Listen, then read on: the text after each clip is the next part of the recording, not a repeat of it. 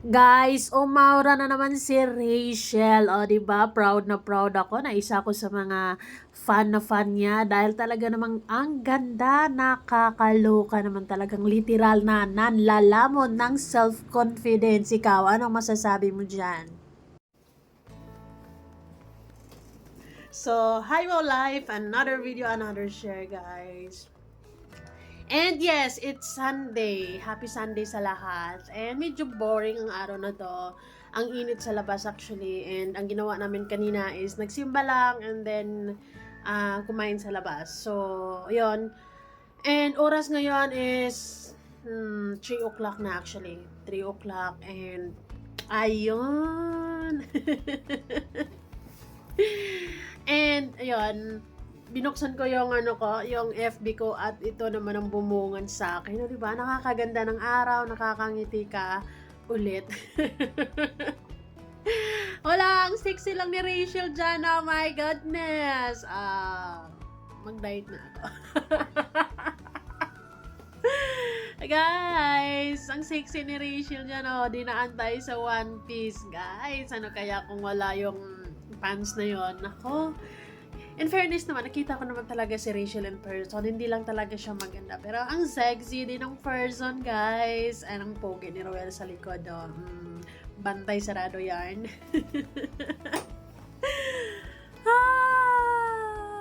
Isa to sa mga nagpapangiti sa akin sa araw na to. Ngayong Sunday. Talagang wala lang, may mga times talaga na pagka nagpo-post lang ng picture, it makes you feel good, it makes you feel happy, they will make you smile, and yun yung effect nila sa akin talaga. Oh, sino ba namang hindi mapapangiti dyan at mapapasa na all? Nagpapasiksi ng ating langga. Naalala ko tuloy yung tanong ni Ruel doon sa nila banding nila. Paano na lang kung ayun, magka-college ka na, tapos mayroon kang maka-close, tapos makampante ka sa kanya, tapos maging kayo. Siguro kasi, ang yung langga ko kasi ang ganda-ganda na naman kasi. Kaya di malabo talaga mayroong mga ganong eksena. Pero, inassure naman ni Rachel, diba, na 100% ay walang ganyang mangyayari. Of course, wala, ang ganda lang talaga ni ni Rachel. Ang ganda-ganda talaga ko sa kanya. Yung ganda niya kasi is yung tititigan mo siya na mapapa-zoom in ka. Yung habang tumatagal, mas lalong gumaganda siya sa paningin ko. Ganon ang effect niya sa akin, guys. And nakita ko na talaga siya in person, malapitan talaga. Morena siya. Hindi siya sobrang puti, pero hindi rin siya maitim, hindi rin. Maputi din siya. Fair skin. Fair skin, wow life, no? And, ang cute lang ng mukha. Artist tayo naman talaga. And si Roel din. Malit din yung mukha. Ay, saan ba kayo dyan? Langga, pakitaan mo nga kami ng dyan. One piece, two piece, ganun. Hindi ko ma-imagine kung anong magiging reaction ng mga super conservative na mga fans kapag si Rachel lang magaganon. Sa tingin mo, wow life, ano magiging reaction nila kapag makikita? Alam naman natin na si Rachel is nagdadamit talaga siya ayon sa kung anong gusto niya, di ba? Kasi kahit na may mga may mga points na binabash siya the way siya magdamit kasi ganito ganyan, pero ganun pa din siya ngayon. At yun yung maganda, yung nagdadamit siya sa ayon at sa gusto niya, hindi sa kung anong opinion ng iba, di ba? Kasi bagay na bagay din naman sa kanya kung anong mga damit, kasi yun, siguro kasi maganda siya, kaya bagay na bagay sa kanya yung mga kahit anong klaseng damit. Ikaw, wow life, ano sa tingin mo ang magiging reaction ng mga fans kapag ayun, dumating yung araw na makita natin nakatupis talaga, naka one piece, ganun. Ano kung may ingit, pangbabash na naman sila. Siguro ako kung muna kong makita yon, syempre magpo-post sila ng picture sila magkasama. Ay, kikiligin talaga. Ay, grabe! Ganun talaga, legit yung reaction. Tapos sasabihin naman ng iba, ano ba yan si Rachel? Hindi na yung ganyan.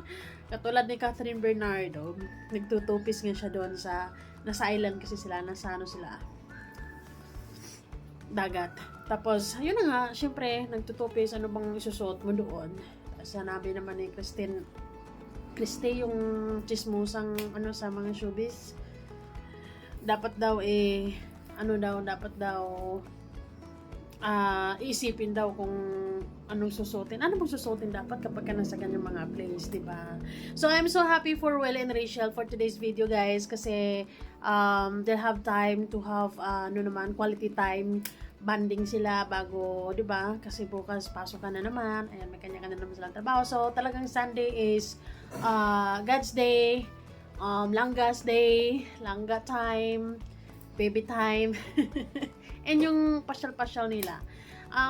Para sa akin, maganda din yung meron sila talagang pasyal-pasyal. Yun, puntahan nila yung mga lugar na magpaganda ng mood nila. Somehow makakalimutan nila yung mga issues, mga bashers. And good news, kasi this week, so far, wala nang issues sa life, no? Tahimik na yung community and wala na masyadong mema, ganyan. Ay, yung mga issues ay naayos na, nagkabati-bati na. And thankfully, ang community this week ay maayos, maganda, flawless. Ay, except nung sa live ni Rachel, nung isang gabi lang, yun lang naman yun, pero hindi naman masyadong big deal kasi nafa-follow up or kumbaga nasagot naman yung mga bashers yun through sa Q&A nila sa usapang ex, usapang present, usapang future nila, di ba? Sa tingin ko, live yun yung sagot na, no? Nasagot ko, di ba? Yes, yun na yun. And yes, just stay in love, stay happy, embrace positivity and avoid negativity. Mga langga, huwag kayong magpapadala sa mga kung ano mang issues kasi alam ko medyo tahimik ang community Rochelle community ngayon, walang chika-chika, walang mga issues, pero baka biglang may bumulaga, baka biglang may darating na kung ano mang hindi maganda, kaya ayun lang, dapat ay ako naman is tiwalang-tiwala din naman ako kay Rowella and kay Rachel pagdating sa mga issues na yan. Kasi kalkulado na nila yung mga galawan nila and pati kung paano sila mag-respond sa mga bashers. Pero na lang kay Rachel kasi minsan ay napapasama talaga yung mood niya kapag may mga bashers na ano-ano sa kanya. Kay Rowell naman is kay Rowell talaga na immune na siya baga yung wala nang effect sa kanya yung mga bashers. Yan guys, share ko lang sa inyo yun yung OOTD nila for today's video.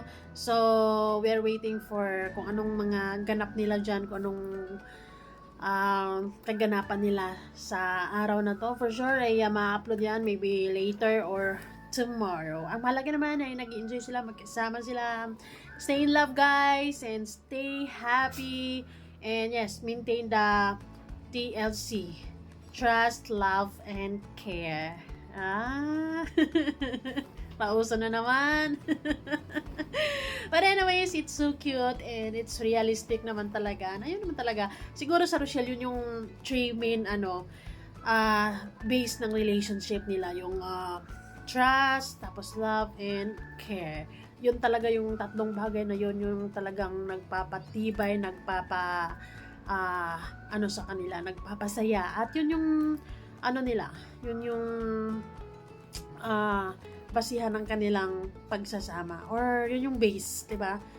Syempre kailangan yung trust, tiwala sa isa't isa, lalo na hindi naman talaga sila magkakasama sa isang araw or may mga lakad sila na hindi sila magkakasama, so kailangan ng tiwala, 'di ba? Syempre yung pagmamahal, of course, and yung care. Iba din yung alaga sila at thoughtful sila sa isa't isa, ganun. And para sa akin, pag happy Rochelle, happy fans.